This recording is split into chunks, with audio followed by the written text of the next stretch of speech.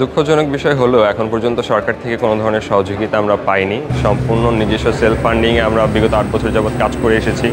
Already গতকাল আমরা national পর্যায়ে চ্যাম্পিয়ন হয়েছি। এর পূর্বে 2বার চ্যাম্পিয়ন হয়েছি, টানা 3বার ন্যাশনালে আমরা চ্যাম্পিয়ন হয়েছি।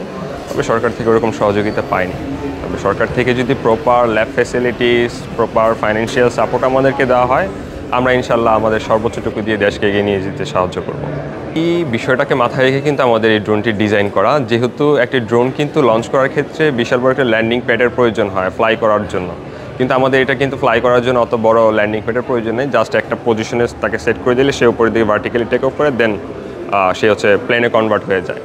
তো ওইটাকেই মূলত বিবেচনা করে আমরা এই ড্রোনটি ডেভেলপ করেছি। তো ওই ক্ষেত্রে এটি বিশেষ গুরুত্বপূর্ণ ভূমিকা পালন করতে পারবে, কারণ সেনাবাহিনী ইনস্ট্যান্ট যে কোনো জায়গায় এটিকে ল্যান্ড করতে পারবে, রিটার্ন টু লঞ্চ করতে পারবে, এটা দিয়ে সার্ভে করতে পারবে, মনিটরিং কাজ করতে পারবে। আমাদেরটা সবচেয়ে অত্যাধুনিক ওই বিষয়টা বলতে গেলে আমাকে সবার বিষয়ে জানতে হবে আগে, সবাই কী বিষয়ে কাজ করছে। আমার মতে বাংলাদেশে আমরা ছাড়া আরও বেশ কয়েকজন কাজ করছে। তবে আমরা আমাদেরটা বলতে পারবো যে আমরা কতটুকু কাজ করেছি, বাকিদেরটা আমরা বলতে পারবো না যে তারা কতটুকু কাজ করেছে। তারা যখন প্রকাশ করবে তখনই আমি শুধুমাত্র জানতে পারবো। আমরা যদি প্রথমত আমাদের ড্রোনটার সাথে বায়রাক্তারের যে TB2 অথবা TB3 যে ড্রোনগুলো আছে ওইটার যদি তুলনা করি, তাহলে আমি বলবো না যে তার সমান সক্ষমতা রয়েছে আমার ড্রোনে, এটা মিথ্যা বলা হবে।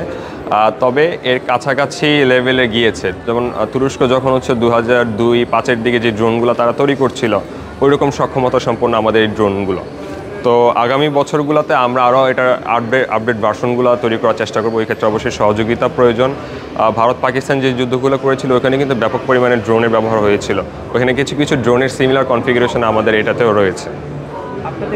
নরসিংদী সায়েন্স অ্যান্ড রোবোটিক্স ল্যাবের ফাউন্ডার মূলত আমি বেসিক্যালি আমার নরসিংদী জেলা যেহেতু শিক্ষানগরী হিসাবে সবাই পরিচিত, ওইখানকার ক্রিয়েটিভ স্টুডেন্টদেরকে নিয়ে আমি একটি ল্যাব করার চেষ্টা করেছিলাম 2017-এর দিকে।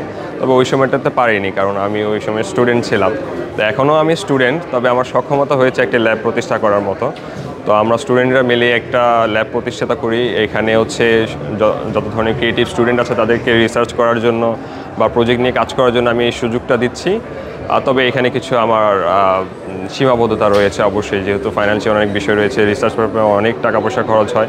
ওই ক্ষেত্রে আমরা সরকারি সহযোগিতা কামনা করছি। For more updates, follow us on Facebook, subscribe our YouTube channel, get the latest update on www.daily-sun.com.